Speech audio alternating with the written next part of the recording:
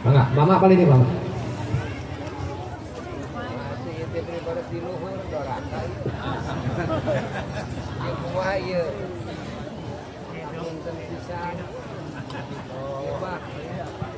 Kali ya, kali. Kali ya. Tak, ibu-ibu teh pengen ganeng. Jep.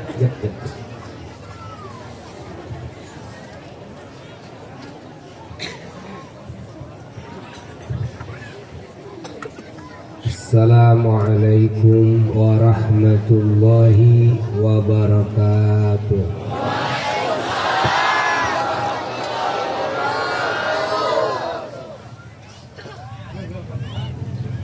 Alhamdulillah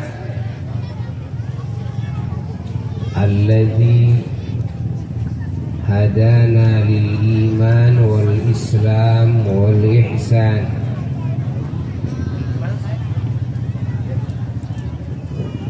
وحبانا بالقرآن وسنة سيد الأكوان سيد الإنس والجان سيدنا ونبينا ومولانا محمد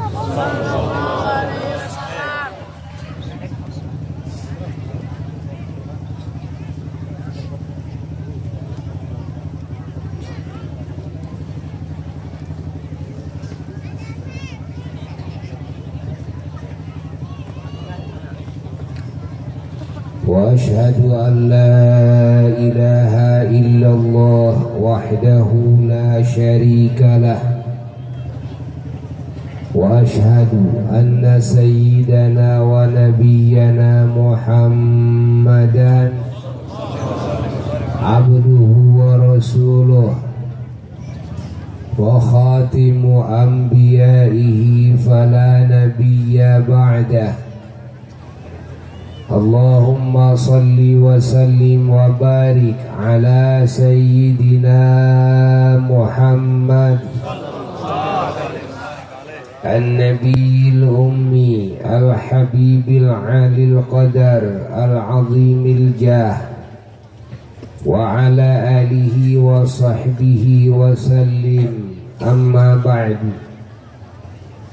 فيا عباد الله أوصيكم ونفسي بتقوى الله واتباع سنة رسول الله صلى الله عليه وسلم لعلكم تفلحون فقد قال الله تبارك وتعالى في كلامه القديم وقرآنه العظيم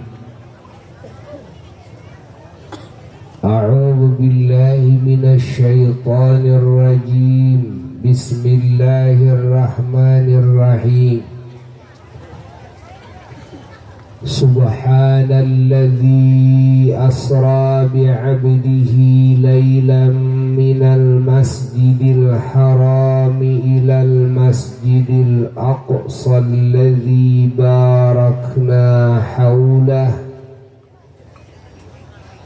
الذي باركنا حوله لنريه من آياتنا إنه هو السميع البصير صدق الله العلي العظيم.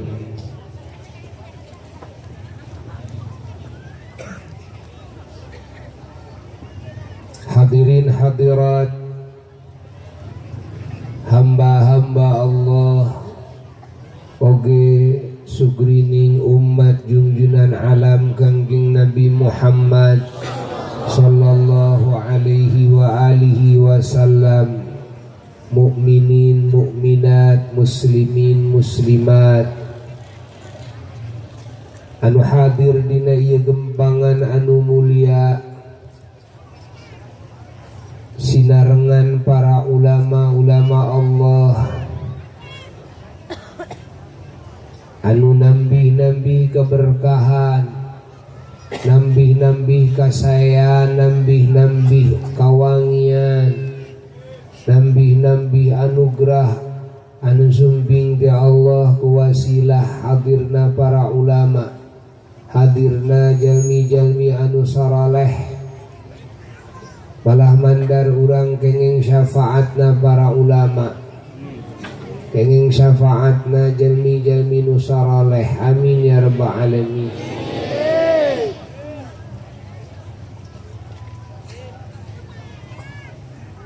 Para mustami'in mustami'at baik anu hadir dina ieu majlis secara muwajahah maupun anu hanya ngupingkeun lewat audio streaming anu dipancarkeun ka sadaya penjuru dunya. Langkung dipayun pangapunten, minta maaf kepada semua ikhwan-ikhwan yang ada di provinsi manapun, yang ada di negara manapun saat ini atas request dari panitia bahwa Al-Fakir berbicara dengan bahasa Sunda. Jadi sekarang mohon maaf kepada para mustami'in mustami'at baik yang ada di Indonesia maupun yang ada di negara-negara Asia maupun yang ada di negara-negara Eropa atau Timur Tengah, yang setiap tabligh akbar atau di majelis-majelis ilmu antum semua sering mengikuti, menyimak bahsun ilmi. Namun saat ini barangkali antum tidak faham kepada bahasa Indonesia, namun atas request daripada panitia saat ini maka sekali lagi mohon maaf. Barangkali di Belanda ada di antara saudara-saudara kita yang saat ini kumpul di sana, ada yang bisa bahasa Sunda, bisa menerjemahkan lagi kepada bahasa Indonesia atau bahasa Belanda. Juga yang ada di negara-negara lain. Alhamdulillah, hadirin hadirat dina ieu majlis nu agung, urang sadayana wajib syukur ke Allah subhanahu wa ta'ala atas mangpirang-pirang anugerah anu ku Allah dihujankeun ka urang sadayana, baik anugerah anu bangsa zahir, anu bangsa batin, baik anugerah bangsa zat, bangsa sifat, baik anugerah bangsa hissi, bangsa ma'nawi, baik anugerah anu bangsa awal, oge anugerah anu abadi, baik anugerah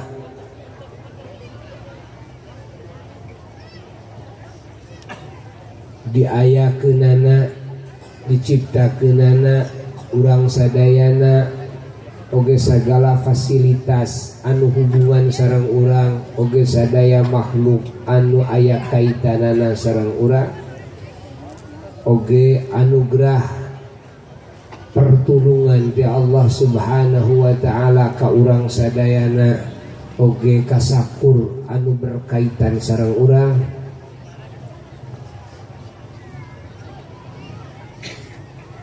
Wabil khusus anugerah iman, anugerah Islam, anugerah ihsan, anu ieu anugerah paribahasana seueur ku Allah subhanahu wa ta'ala diibaratkeunana kalawan mang pirang-pirang ibarat.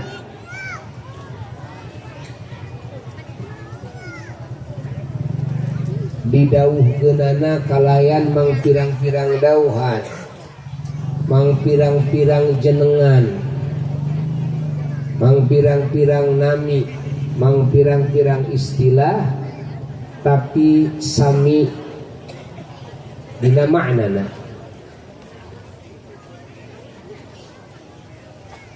Ya anugerah iman, anugerah Islam, anugerah ihsan kadang dibahasakeun kalawan bahasa takwa, kadang dibahasakeun kalawan bahasa ibadah,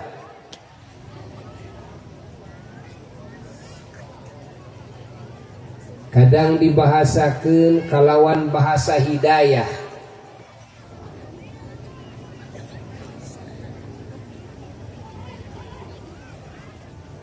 Anu dilebetna terdiri tina ilmu, ilmu keimanan, ilmu keislaman, ilmu keihsanan.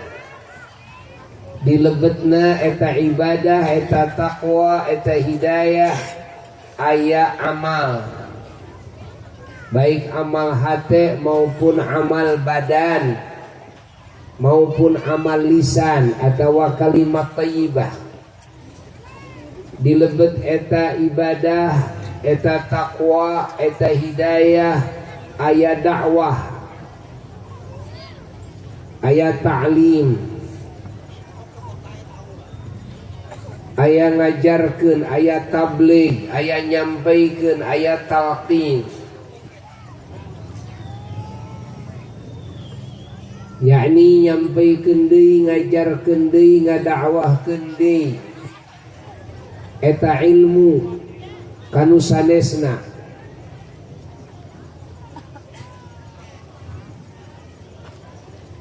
Maka nu disebat daerah ibadah jadi 3 daerah. Hiji daerah nyari ilmu, neangan ilmu alias ngaji ka para ulama. 2 daerah amal, 3 daerah dakwah.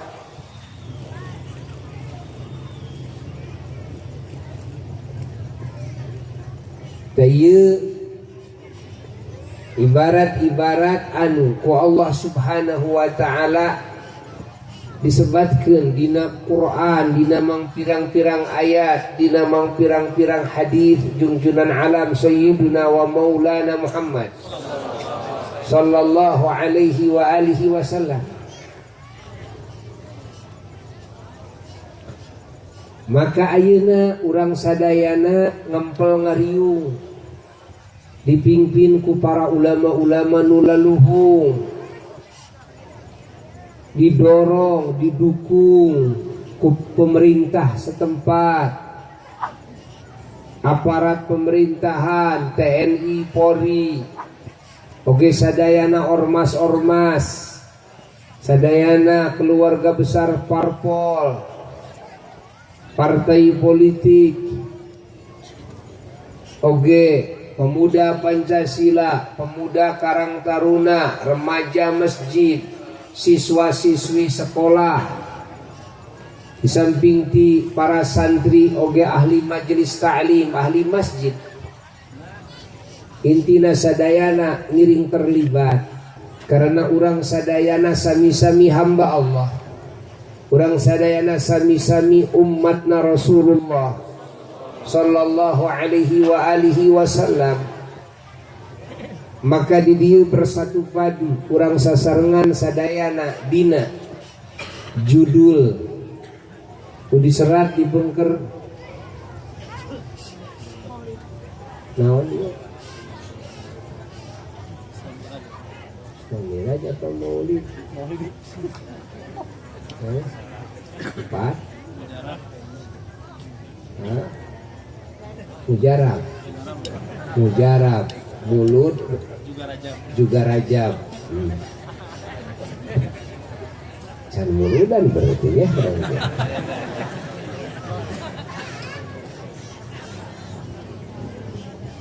Dina judul memperingati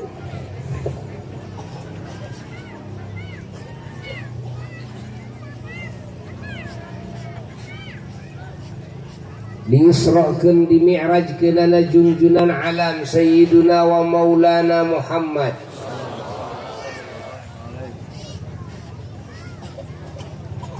dilahirkeunana jungjuna alam sayyiduna Muhammad anu mana ieu bahasa hanyalah judul.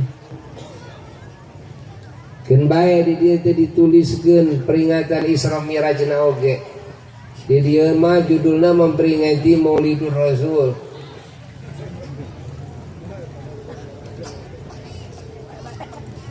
Sanes pohon ngahaja nah make ngahajakeun bae da judul. Dalamun diomongkeun mah da lain sakieu omongkeuneun keagungan Rasul teh. Nyante. Apakah keunggulan Nabi teh hanya lahirna wungkul? Sing tarik jawab. Sing tarik. Apakah keagungan Nabi urang hanya diisrokeun di mi'rajkeun wungkul? Kan? Apakah orang ngagungkeun teh hanya satu sisi na wungkul, ukur sisi lahir dan sisi Isra Mi'raj wungkul?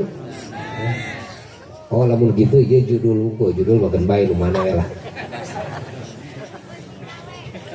Seperti bahasa memperingati. Bahasa memperingati ge sarua judulnya wungkul.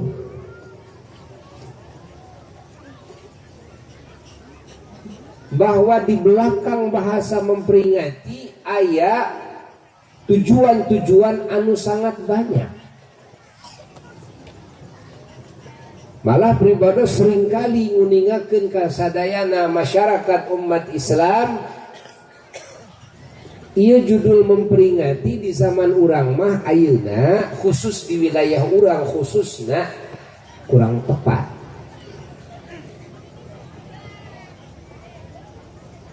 Kurang tepat dipakai judul. Jadi memperingati mah bahasa Sunda memperingati meelingnya. Meeling, meemut ieu mah baheula zaman karuhun urang nu pantes teh. Zaman urang mah teu pantes eta teh, kurang pantes, kurang cocok.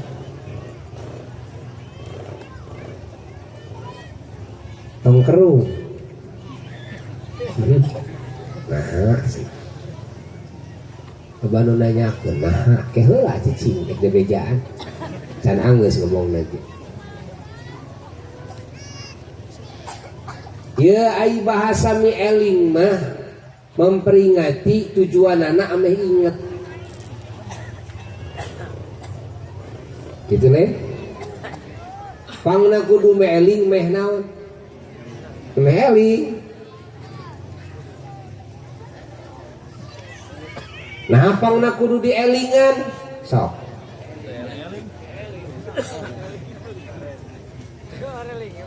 karena teu eling nah make teu eling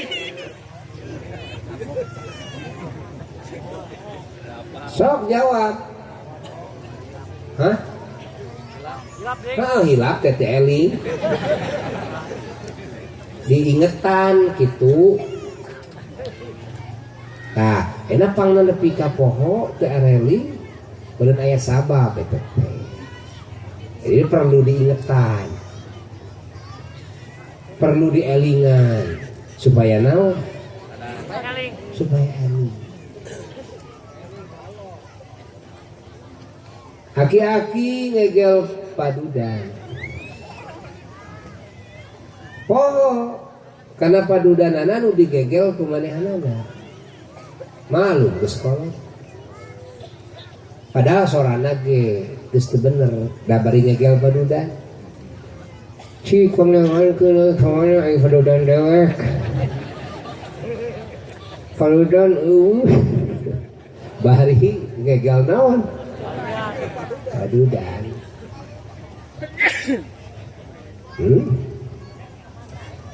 boga padudanana eta aki-aki teh jawab sing tadi boga nyaho eta aki-aki teh kana padudan nyaho ngan pohok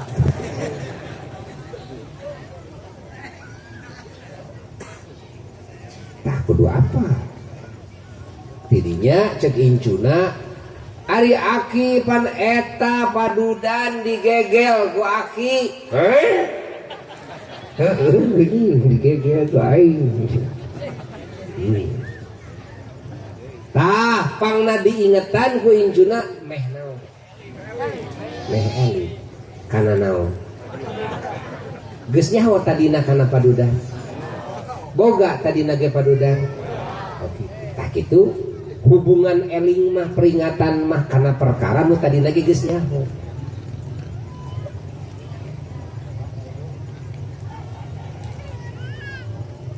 Jalma geus nyaho ka Rasul tuluy dipohokeun ku haliah dunyawiyah. Jelema geus boga pangeran, jelema geus boga Rasul, jelema geus boga Quran, jelema geus boga sunnah, geus boga anugerah-anugerah ti Allah tuluy dipohokeun ku haliah dunyawiyah. Jadi perlu diperingatkan. Jadi perlu dielingan supaya naon? Supaya eling.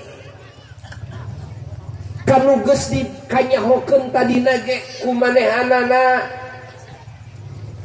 ngan kapopohokeun ku haliah dunyawiyah.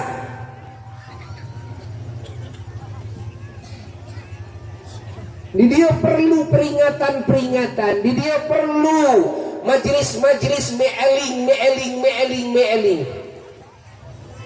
Tayunu bahasa meeling memperingati hanyalah kerjal majalma nugasnya raho karena keagungan Rasul.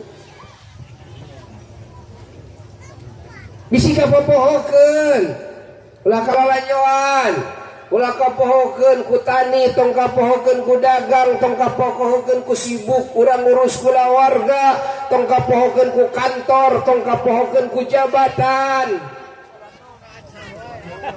Urang teh boga Rasul nu agung. Ieu urang peringati ku urang sadayana. Sok judulan memperingati. Oh, urang teh geuning boga Rasul nu agung teh. Nah atuh urang teh kalalayoan. Teu kan? Tah ieu memperingati mah kitu. Tah ieu mah cocokna teh baheula zaman karuhun urang. Sabab zaman karuhun urang mah para walina ngabreg-breg keneh. Jadi baheula mah sabodo-bodo na masyarakat baheula bodoso teh kana haliah dunyawiyah. Baheula mah ai ka Allah mah palalinter. Matak ngajan lain kiaina maratih doana, tukang ngarametna maratih doana. Baheula mah tong borok kiaina dalemna ge wali. Baheula mah raja-raja ge diurang wali, sultan-sultanna wali. Cing kira-kira na kumaha kiaina? Lamun pejabatna we wali. Mun zaman kiwari ajenganana geus teu maratih doana, malah loba nu cacat hukum, malah loba cacat ilmuna, loba nu cacat akhlakna. Akhirna nyoreng-noreng nama baik ulama-ulama anu sararuci nu marulia. Lamun ulama na geus seperti kitu kumaha pejabatna? Matak wajar lamun di zaman urang para pejabat loba nu ka penjaranya wajar. Da para ustad na ge loba nu parasehat. Ustad jeung ustad merebutkeun amplop.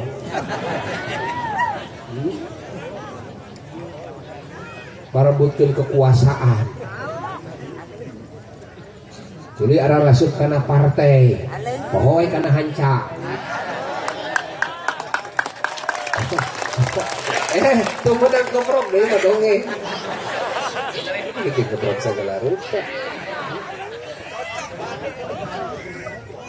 Jadi we jelema di antepan, jelema bararodo, jelema ngararaco itu hanca ajengan itu kudu nama. Pamarentahna jadi loba nu ngaco, kabeh jadi tu barudakna pemuda-pemudi loba nu ngaco, tuh kan? Teu bisa cete urang nyalahkeun masyarakat, nyalahkeun umat, umat mah didikeun. Aya nu ngemban tugas ngadidik kan para ulama, da pemerintah mah atuh da moal bisaeun. TNI Polri moal bisaeun lain pakna. Nu ngadidik akidah kudu saha? Nu ngenalkeun ka Allah kudu saha? Nu ngadidik ibadah kudu saha? Ngadidik akhlakul karimah kudu saha, ngadidik kalimat thayyibah kudu saha, ngadidik zikir kudu saha, ngadidik doa kudu saha. Cikre kumaha pamarentahna, TNI-na, Polri-na, siswa-na, siswi-na, masyarakat-na kabeh di alam dunia rek kumaha bisa nyaho ka pangeran mun ulama-na ayeuna geus mulai coba rek kumaha mal bisa. Mal bisa.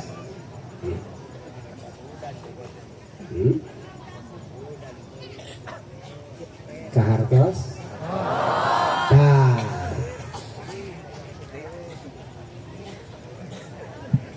Ayo ku urang dihayati, ku urang ditafakkur.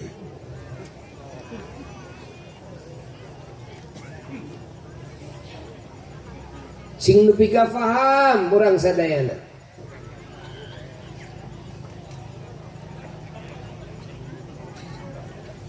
Alhamdulillah wa syukru ala ni'amillah. Urang wajib syukur ke Allah subhanahu wa ta'ala. Dina ieu saat urang diriungkeun sareng para ulama-ulama Allah. Syukur urang alhamdulillah. Salajengna urang sadayana kedah memahami bahwa di zaman baheula karuhun-karuhun urang sok aya meeling memperingati hal anu wajar. Ieu teh keur benteng muslimin supaya muslimin teu terlanjur kapopohokeun ku hal-hal sejen ti pangeranana tinu jadi rasulna. La tulhikum amwalukum wala auladukum an dzikrillah. Ulah nepi ka dipohokeun urusan harta banda, urusan bisnis, urusan kulawarga. Ulah nepi ka poho ka Allah, termasuk poho ka Allah, poho kana syiar-syiar Allah, poho kana dawuh-dawuh Allah, poho ka utusan Allah, poho ka malaikat Allah, poho kana janji-janji Allah, poho kana hukum-hukum Allah, poho kana ancaman Allah, poho kana kasayan Allah, poho ka ulama Allah, poho ka wali-wali Allah. Termasuk poho ka Allah teh. Ngaremehna sebut poho ka Allah mah. Ngaberebe. Nah, ayeuna kudu diperingatkeun. Ayakeun baheula mah peringatan-peringatan. Teu dek poho teu terlanjur pohona oge kitu, nya kaburu ingat deui. Baheula mah lolobana jelema teh nu nyararaho. Matak baheula mah loba walina saking nyaho ka Allah. Baheula mah jeung Rasul teh gugok saking nyaho ka Rasul. Baheula mah jeung wali deui gugok saking nyaho ka wali. Baheula mah jeung ulama teh rapet kabehanana saking nyaho ka ulama. Baheula mah jeung musaroleh teh ngahiji sadayana saking nyaho musaroleh. Ayeuna pangna jauh ti pangeran saking teu nyaho ka pangeran. Teu hayang wawuh-wawuh acan boro-boro sono ka pangeran, wawuh ge teu hayang nyaho ka pangeran. Saha atuh ari Allah, saha atuh pangeran teu hayang nyaho acan. Kumaha bisa sono ka pangeran. Kumaha bisa cinta ka pangeran. Kumaha ngagungkeun ka pangeran. Nyaho ge henteu, hayang nyaho ge henteu. Kudu naon atuh judulna di zaman ayeuna, di zaman jalma-jalma anu ka Rasul ge teu nyaho, hayang nyaho ge henteu. Boro-boro cinta ka Rasul, sono ka Rasul, jika Imam Busiri ceri ketih, berang jeung penting, saking sono ka Nabi teh kitu. Fa kaifa tunkiru hubban ba'da ma syahidat bihi alaika udulud sam'i udulud dam'i was saqami. Busiri rek kumaha maneh ngingkari kana kacintaan maneh karion karinduan maneh ka Nabi. Beri eta gering ngongkoeng maneh jadi saksi. Beri eta pak cai panon teu eureun-eureun tuluy. Nurucut dina pipi maneh. Kumaha mana mengingkari kecintaan mana karena Imam Busiri dah dawuh karena diri anjeunana. Tanyakan orang karena diri orang, tanyakan ke orang, ka kulawarga orang, nepi ka mana sonona ka Allah, nepi ka mana sonona ka Rasul. Cai panon anu murag tina panon urang, eta cai panon naon? Ayo ditanya ke cai panonna teh ngomong, abdi mah cai panon teu kabeuli motor. Abdi mah cai panon dipangnyanungkeun. Abdi mah cai panon teu kabeuli sak. Abdi mah cai panon macem-macem. Nepi ka aya jalma anu leweh karena boga hanca lalajo film joda kasarean teu dihudangkeun tah ku dulurna teh. Ai kolejat hudang geus kaburu beres leweh. Aya eta cai panon.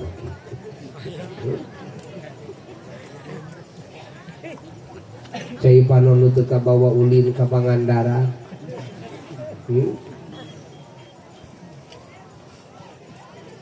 Lain eta Imam Busiri mah cai panon teh cai panon cinta, cai panon rindu ka Allah, rindu ka Kangjeng Nabi Muhammad sallallahu alaihi wasallam. Jelema baheula mah loba jelema kagegeloan ku pangeran, loba jelema kagegeloan ku Rasul.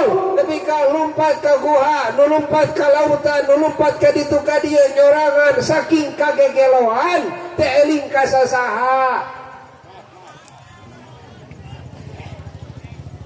Di kumaha bisa kagegeloan jelema nu teu nyaho bahkan nyaho ge teu aya.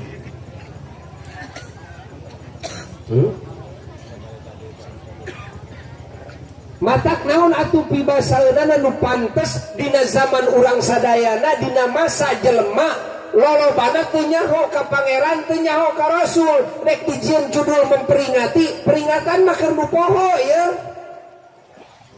tadi lagi nyaho dulu dipohokeun ku halia duniawi jadi poho peringatkeun supaya eling deui. Kumaha pibasaeunana pikeun jalma-jalma nu tadina ge teu nyaho. Cik, nu pantesna peringatan atawa pengenalan? Hah? Peringatan atawa pengenalan? Keur jalma nu teu nyaho ieu mah. Pengenalan. Bukan? Matak dibalik iya judul peringatan aya deui judul-judul barangkali judul lain lebih pantas daripada judul nu ieukeun bae lah da ieu mah judul kan urang sing paham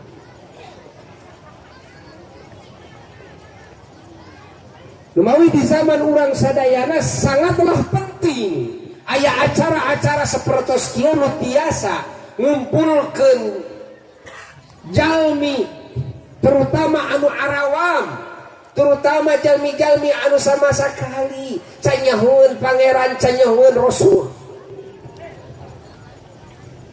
sina apaleun sina wawuheun sina caket aya peringatan aya pengenalan aya pendekatan aya pengagungan aya pemujian sekaligus mengenalkan kanu sejena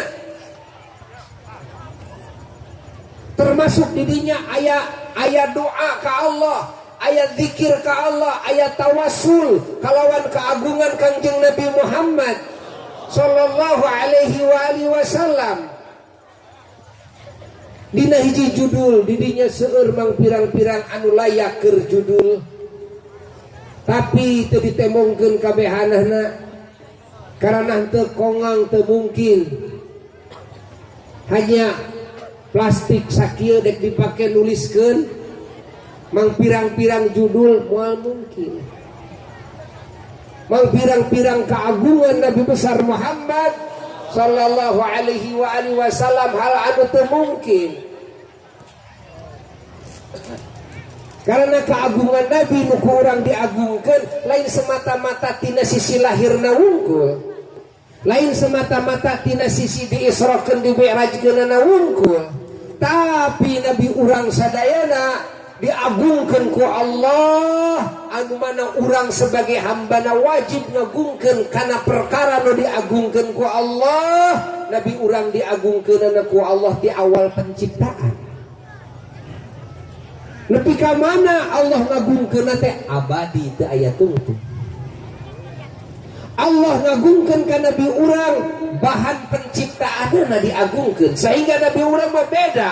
Bahan penciptaanna tatkala nu sajan tina tanuh, tina cai mani, nu tina tulang, anu tina seuneu jeung sabangsana, Nabi urang mah didamel tina cahaya. Cahaya oge lain cahaya sing senes. Cahaya Nabi urang didamelna beda jeung cahaya malaikat. Malaikat didamel tina cahaya, Nabi urang sami cahaya asal usulna, tapi Nabi urang menur min nurihi ta'ala, tina nurna Allah jalla jalaluhu wahda kumaha teu agung. Nanya urang jeung ngagungkeun lahir we wungkul atawa ngagungkeun Isra Mi'raj we wungkul. Nabi urang diagungkeun asal usul penciptaanana. Nabi urang diagungkeun zatiyahna jasmaniyahna. Matak moal mangi jasad anu mulia, termulia angin jasadna Kangjeng Nabi Muhammad. Sehingga teu heran lamun kaluar tina jasad junjunan keindahan anu mana keindahan ieu ngunggulan kabeh keindahan. Lahir kawangian karingetna seungit anu kaluar tina jasad Nabi urang. Lahir di Nabi urang sagala anu sararae, teu aya kokotor, teu aya najis, hatta teu kapenak kaabotanana. Sahabat ngorehan nu disebut kaabotan Nabi, keampangan Nabi, oleh teu kapenak nu aya teh seungit teh unggul dina eta tanah. Tegar. Sehingga Nabi mah suci sagalana, hatta getih Nabi mah teu najis. Sehingga lamun dileueut ku urang getih Nabi mah mun dileueut cai kahampanganana mun dileueut ku urang henteu najis, henteu diharamkeun dileueutna.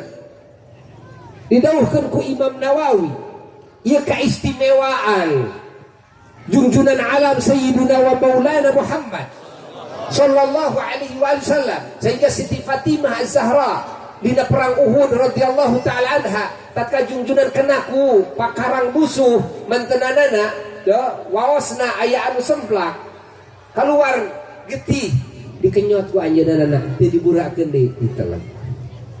Sabaraha sahabat anjeunana anu dipiwarang ku junjunan tatkala junjunan dibekam teh dinaon ieu disedot darah. Anu mana dibekam teh adalah cara pengobatan anu terbaik dina kenabian. Disedot darah anjeunana diturihan heula tuh ku pedang, terus ayeuna mah ku silet cenah muka pori-porina ajeng disedot. Eta carana terbaik, sanes ku jarum sanes. Kami ku jarum teu sae. Ya, saya teh anu ngaos sayatan sakumaha dina hadis. Nah, lajeng dipiwarang eta sahabat ku urang miceun, lajeng dileungit ku eta sahabat. Rasulullah sallallahu alaihi wasallam teu mengingkari, Rasulullah teu bendu, Rasulullah teu ngalepatkeun eta sahabat, bahkan Rasulullah nguningakeun eta sahabat sanu hayang nyaho ka jalma anu ahli surga katingali saeta.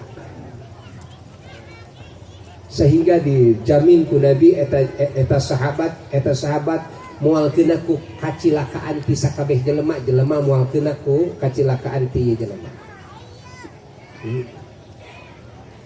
Didawuhkeun dina mang pirang-pirang hadis moal kakeunaan ku seuneu neraka. Sabaraha sahabat anu ngaleueut darah Nabi. Tuh jasada zatiyah Nabi mah diagungkeun. Urang perlu ngagungkeun kana jasad.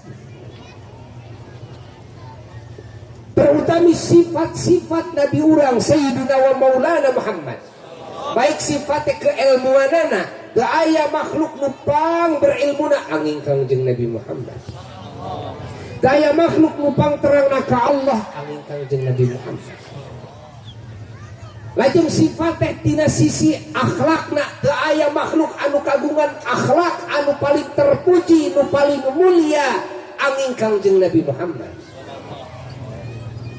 Maka tatkala para nabi para rasul kagungan akhlakul karimah, nabi urang mah kagungan khuluqun adzim. Wa innaka la'ala khuluqin adzim. Teu aya seorang makhluk pun, seorang nabi, seorang rasul atau siapapun anu kagungan akhlakna akhlak nu adzim, teu aya ge akhlak nu karim. Nu adzim mah hanya kagungan Kangjeng Nabi Muhammad. Kan? Keayaan makhluk nu paling takwa ka Allah, ibadahna paling sempurna ka Allah angin Kanjeng Nabi Muhammad. Daya makhluk nu paling sieun ku Allah angin Kanjeng Nabi Muhammad.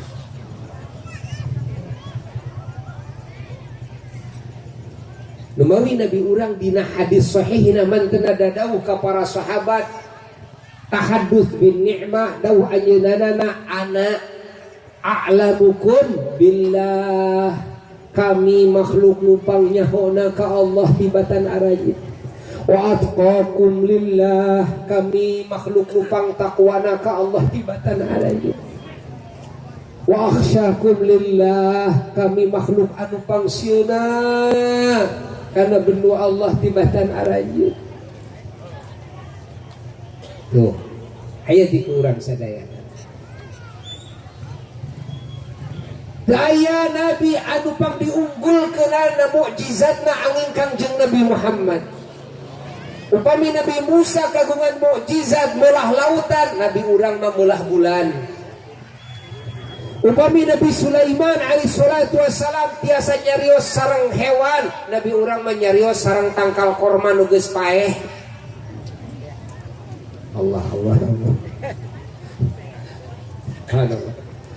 Upami Nabi Musa alaihi salatu wasalam mancar keluar cai tina batu, ditakol eta batu ku tatekeun anjeunana fan fajarat min husnata asyrata aina, mancar aya 12 liang mancar tina eta batu. Sehingga 12 kabilah pasukan sahabat anjeunana tiasa ngaleungeut. Naon eta teh? Qad alima kullu unasin masyarabahum. Ari Nabi urang keluar cai teh lain tina batu mah masih kene biasa keluar cai. Tapi Nabi urang mah keluar cai tina sela-sela rema mantenanana anu mulia. 1400 sahabat dina hiji hadis diuningakeun tatkala sadayana linggih di hiji daerah didinya teu aya sumur, didinya daerah gersang, lajeng sahabat sumarios ka jungjunan teu aya cai kanggo ngaleut kanggo abdas. Kumaha jungjunan nyuhunkeun ka salah sauyos sahabat sugan aya kene nu boga cai saeutik mah kadiekeun kana wadah bawa ka dieu. Lajeng disangakeun aya sakedik dina mangkok sangakeun ka jungjunan. Lajeng jungjunan ngalebetkeun panangan mantenanana dilebetkeun, tampahna dilebetkeun kana eta mangkok teh lajeng diangkatkeun ka awang-awang, mancer cai tina sela-sela rema mantenanana dugi ka wareg sadayana 1400 sahabat. Pada minuhan kompan-kompana, pada abdas dirinya, bayangkeun ka urang. Indahna fenomena keluar cai tina sela-sela rema, keluar cai tina sela-sela darah sareng urat, sareng tulang, sareng daging, sareng kulit. Nabi Musa keluar cai tina batu, jungjunan keluar cai ti dieu. Bahkan didawuhkeun ku sadaya para ulama, wa afdalul miyahi ma'un qad tabah min bain asabi'in nabiyil mustafa. Yalihi ma'u zamzamin fal kautsari.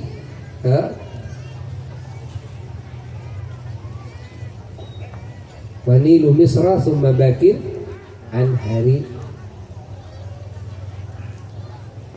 Pang utama-utamana cai nu ku Allah diciptakeun lain ukur di dunia di alam semesta eueuh deui cai nu pang utama-utamana angin cai nu pernah keluar tina sela rema-rema junjunan alam Kangjeng Nabi Muhammad.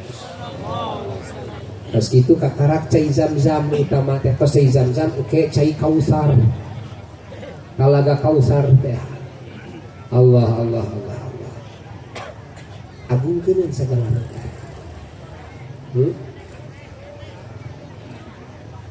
daya amalan daya ibadah anu pangunggulna di makhluk ieu angin amalan ibadahna Kangjeng Nabi Muhammad. Daya makhluk numpang dipika cintana ku Allah dimunggu Allah walaupun para malaikat Allah dicintai, walaupun para nabi para rasul dicintai, walaupun para ulama para syuhada para solihin para wali dicintai, tapi teu dugi kana makom dicintaina ku Allah pang luhur-luhurna angin Kangjeng Nabi Muhammad sallallahu alaihi wasallam. Dugika di pasian pangkat Habibullah kakasih Allah. Coba tinggal kurang zatiyahna diagungkeun, sifatna diagungkeun, diistimewakeun, diunggulkeun, diterdepankeun, diwangikeun. Jabatanana diunggulkeun, didamel imam sadaya malaikat, imam sadaya nabi dina waktos Isra. Apakah tenguping bahwa sadaya malaikat Allah termasuk pimpinan malaikat tertinggi malaikat Jibril alaihi salatu wassalam waktu nabi urang sadaya diisrokeun dimi'rajkeun marantenanana sadayana hanya janten makmum. Malaikat Jibril bertindak sebagai tukang adzan tukang qomat, sadaya malaikat janten panitia. Malaikat Jibril tim penjemputan. Para nabi para rasul digugahkan ku Allah di alam barzah hanya jadi pagar ayu anu bagian penyambutan. Sadaya berjamaah netepan teu anu wantun janten imam. Nu janten imam adalah tamu anu agung nu dimaksad, anu mana di mana ieu alam semesta digegerkeun ku Allah. Tatkala Allah ngulem kakasihna teragung ngan hiji makhluk Allah teu pernah ngulem nu sejena seperti kitu. Teu pernah aya nabi aya rasul anu diulem ku Allah seperti kitu. Teu pernah aya malaikat nu diulem ku Allah seperti kitu. Pangulem atas nama cinta Allah, pangulem atas nama kerinduan Allah, anu janten kakasihna anu dipika cinta ku Allah, anu cinta ku Allah. Ieu pangulem kakasihna ieu hanya hiji ciptaanana, teu dua, teu samemehna, moal terjadi sawadana. Mantena adalah Nabi urang Sayyiduna Muhammad. Pangulem atas nama pengagungan, pangulem atas nama penghormatan setinggi-tinggina di Allah Jalla Jalaluhu wahdahu nyiptakeun alam semesta kahiji makhluk Allah nupang diistimewakeun ku Allah Subhanahu wa taala. Nepi ka kabeh malaikat dilibatkeun ku Allah dina wengian Isra Mi'raj, sadaya nabi dilibatkeun ku Allah dina wengian Isra Mi'raj. Buruk didatangkeun ti surga, lajeng eskalator terhebat anu ku Allah didamel ti baheula kene, anu terhebat anu dirumaikeun eta eskalator ti bumi ka langit ka hiji nu jarakna 500 tahun jarak tempuh. Lajeng ayeuna ti langit kadua beda deui eskalatorna, ka langit katilu, ti langit katilu ka langit kaopat geus beda deui eskalatorna. Eta ditaretes ku dangdanan surgawi, ditaretesku taretes di surga, hiasan-hiasan surgawi. Allah ngadamel kanggo saha? Allah ngadamel hanya kanggo kakasihna anu engke di kemudian hari bade diulem ku Allah, kanggo dipenakeun ku Allah ka mantenanana, kanggo ditingalikeun ku Allah kana zat mantenanana, kanggo dijelajahkeun ku Allah kasadaya alam nu kumantena diciptakeun, kanggo ngaberkahan sadaya alam, kanggo ngaberkahan sadaya makhluk nu aya di eta alam, ngaberkahan alam malaikat sareng malaikatna, ngaberkahan makom-makom nubuwah kanabian di makom-makomna, ngaberkahan sadayana ahli barzakh, ngaberkahan sadayana arwah, diberkahan ku nabi urang sadayana sayyiduna wa maulana Muhammad.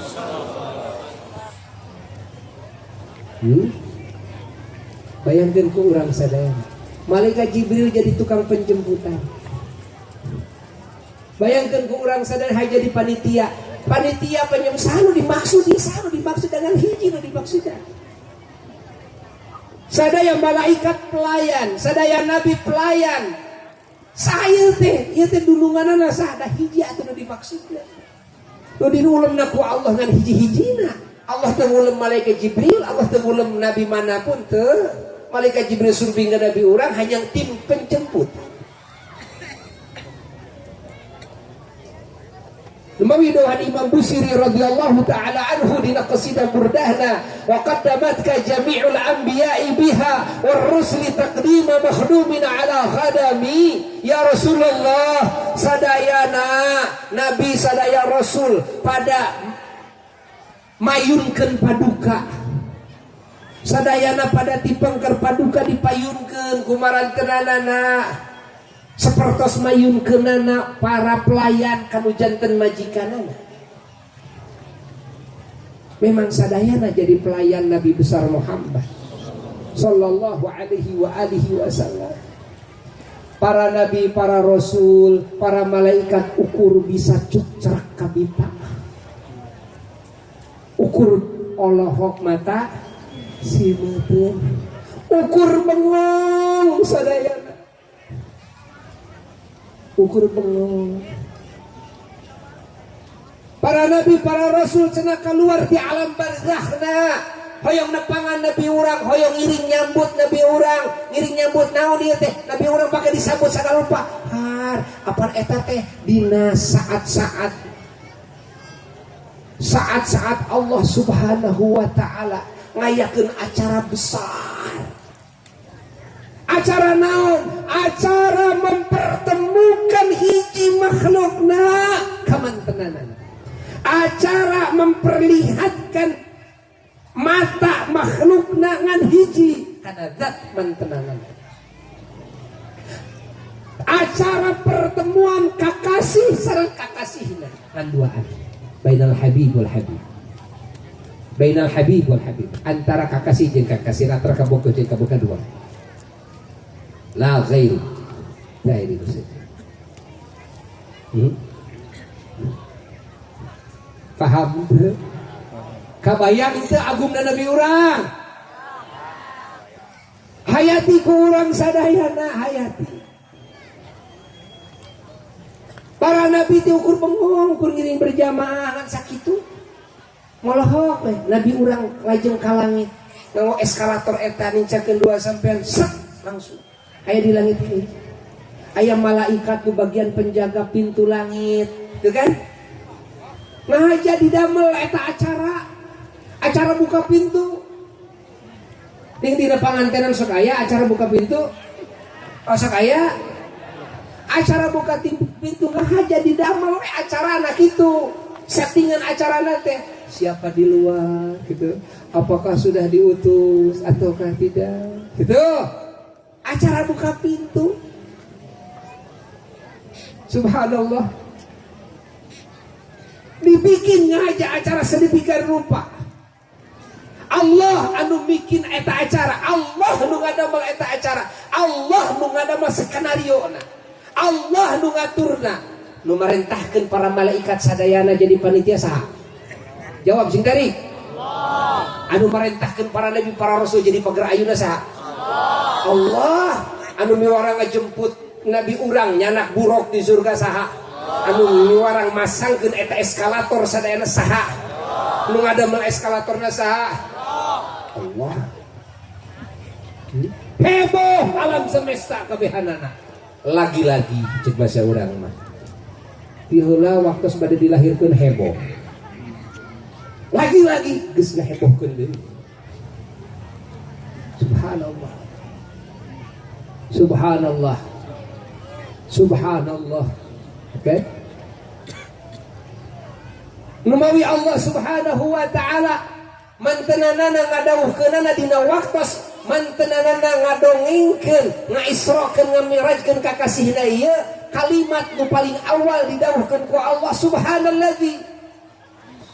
Ya subhanalladzi adalah subhanallah teh, ari subhanallah teh nyaeta kalimat anu dipakena teh kaparantianana teh mun urang mangih perkara nu matak ngagetkeun.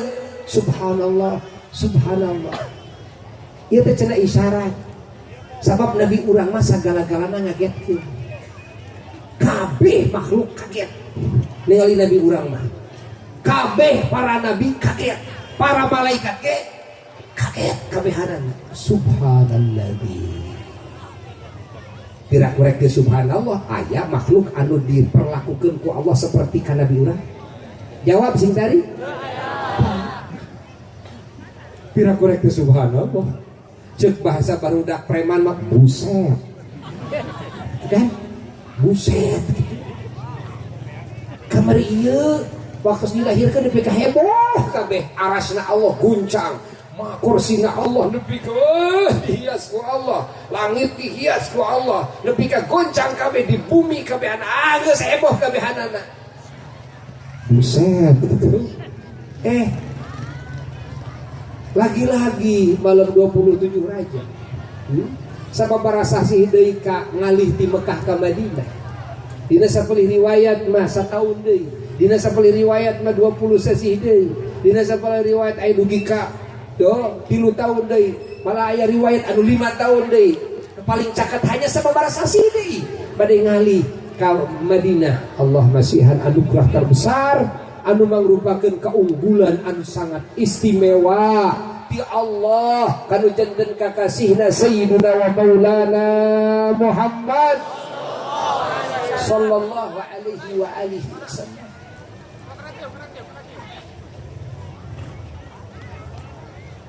Nah, ieu perlu sakabeh jelema sina apaleun.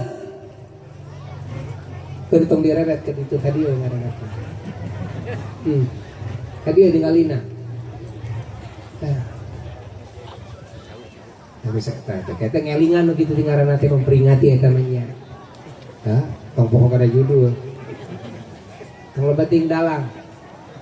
Ya. Tadi. Hah? Kunci garapek dina pundukna cepret ya kunci. Tadi itu tadi ya. Toko aya sora kretek balik. Anu ngomong balik gitu. Nah, kadia sok kunci pundukna kunci. Jadi orang perlu.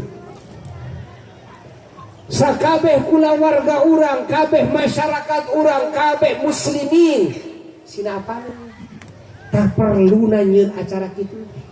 Perlu nanyeun acara siga kieu teh sina apaleun kabeh. Saha can apal kadia. Dengikeun. Dengikeun kuring rek dongeng gradeng. Sina nyaho. Apalna urang karena keagungan Nabi urang teh ieu teh jadi pamageuh keimanan. Bahkan ieu teh jadi sabab nyempurnakeun keyakinan ka Nabi urang. Ieu teh jadi sabab tumbuhna kecintaan jeung kasono ka Nabi urang. Tumbuhna urang teh rindu hayang leuwih deukeut, hayang leuwih nyaho tentang Nabi urang. Di mana urang nyaho karena keagungan keunggulan Nabi urang. Nu matak anu teu nyarahkeun sina nyaho.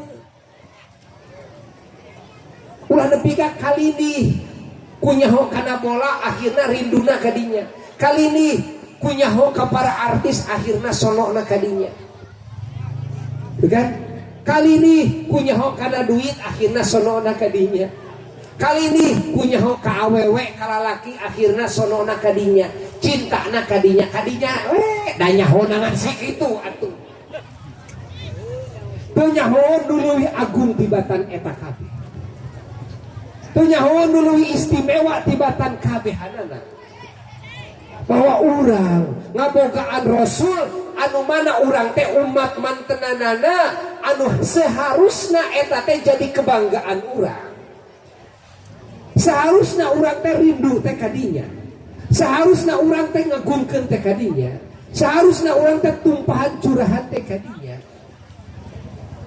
Anu mana mantenanana adalah manusia nomor 1 di alam semesta.